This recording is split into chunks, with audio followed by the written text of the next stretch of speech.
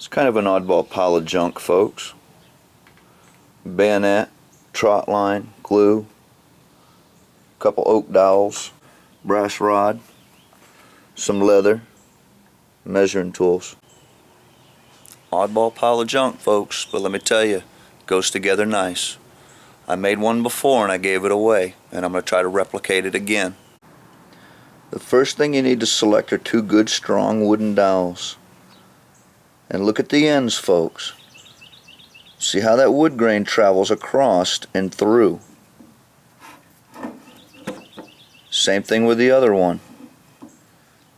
We're going to cut these in half, and you need to find one that's going to be stronger, and this one on the left I believe is going to be the strongest of the two, and I'll show you why. If you look at that right one, the way that grain travels through the wood, if you were to hit something with that, it's going to be more likely to split. This other one's a little bit stronger here, and we can get a good half off of that, and I'll show you what I'm talking about as we go.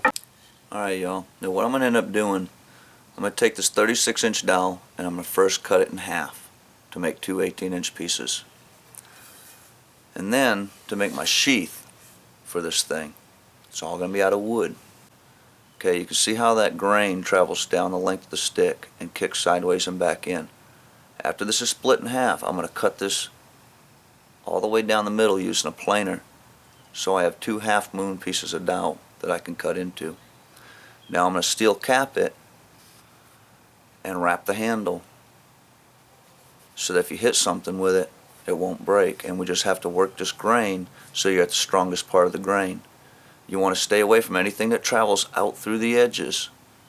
Keep that under the steel cap. So the other end of the stick has a really good grain on it. It's real straight all the way down, and your strength lies along the grain. If you hit something this way, it's going to be strong. If you hit something with the grain going sideways, it's more liable to snap. So that's something to take into effect when you're planing your wood. And the reason I didn't use this one, folks, you see the wood grain comes down and kicks all the way out through the side of the stick, and that's a lot more likely to split. You can see it even better up here.